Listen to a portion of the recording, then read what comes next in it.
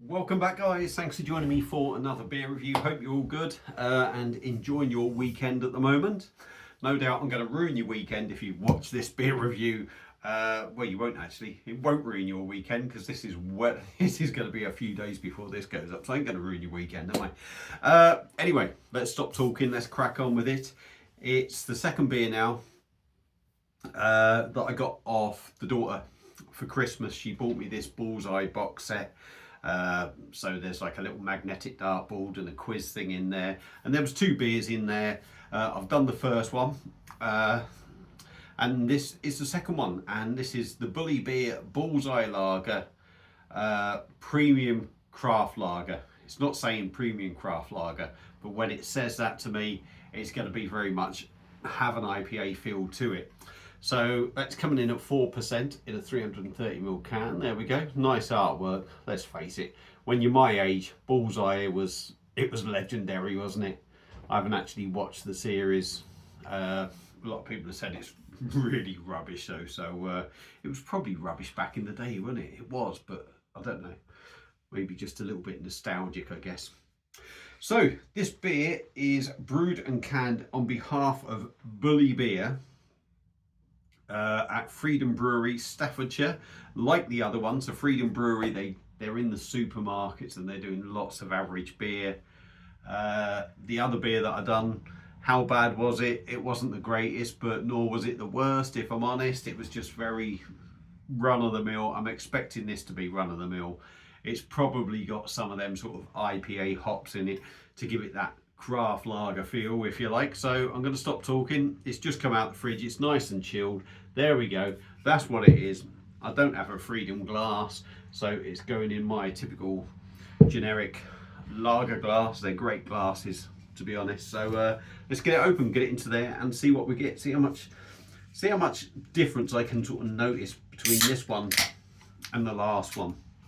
I think I recall the last one was 3.4%. And it was classed as a session lager. I think Freedom Brewery, their standard lager is 4%. So I think this is probably going to be more like their standard stuff, and the other one was a watered down version of this, if you like. So we'll see what we get. But generally the beer was okay, but it just had that a bit of a nasty sort of bitterness to it, which you do get with some beers, in my opinion. Is this going to have it? I don't know. There is a bit left in the can, but we'll leave that as it is. I don't recall the other beer looking very much different from this. There is a slight hazy look to it. Lemon in colour, you could say, light golden. Plenty of bubbles going up, and quite a spacious white head. So yeah, I mean, it looks like a lager. You can't really say there looks anything wrong with it. It just looks like a lager.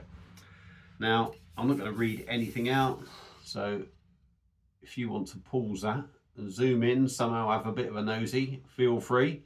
But I've got no chance of reading it, so I'm just going to go in with the nose now. We'll have a sniff and see what we get. Citrus.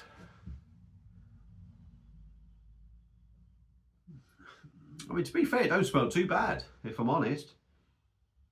Citrus, bready, malty. There is that sort of typical sort of hop note in there that I find that you get with a lot of sort of British lagers. It doesn't smell particularly off-putting, but it's reminding me of beers that have maybe a bitterness like the last one that is a little bit off-putting. But no, it smells like a nice little bready number, if I'm honest. Not a massive amount going on in there, but enough for the style of the beer and the ABV. So I'm going to stop sniffing. We're just going to top it up, see what we get. Premium craft lager.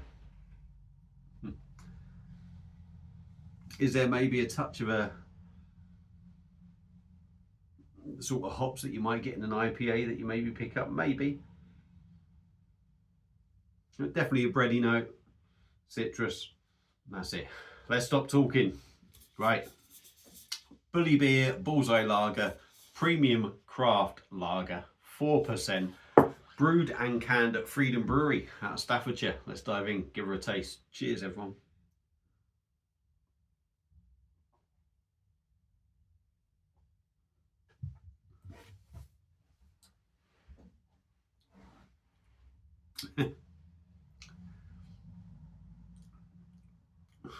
How do I describe it? How do I describe it? Is it terrible? No, it's not terrible. It's not terrible.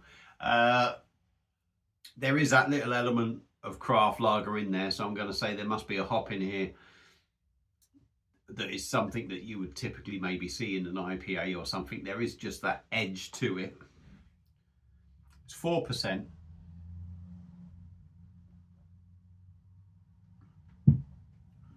You wouldn't expect it to be big, bold and heavy. That it isn't. But I think the body suits the beer. It suits the flavours that are coming through.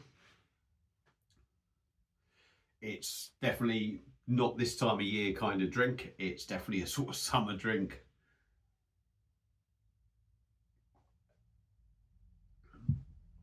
It does feel quite well carbonated. It maybe almost feels more carbonated than the session lager that was 3.4, which is quite interesting. The flavours are maybe starting to feel a little bit of the same. I'm going to guess that this is probably very much along the lines of the session lager, with maybe a different hop just whacked in at some point, just to give it that slightly different feel to it.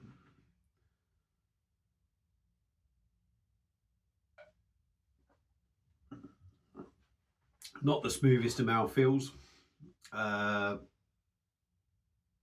the smoothest of beers. I'm not going to say that is a massive problem to this beer because it's only 4%. The body's quite light, and I feel it suits the sort of beer that it is.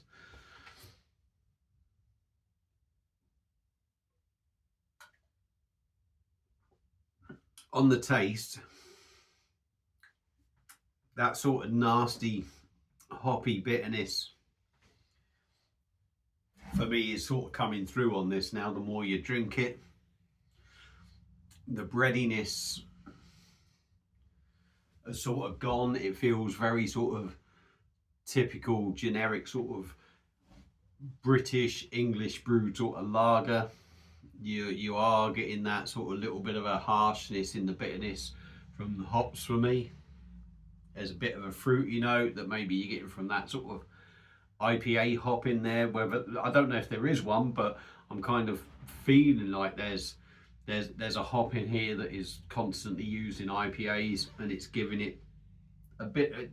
I could almost say, actually, I mean, say craft lager, you could almost go along the lines of a Kolsch.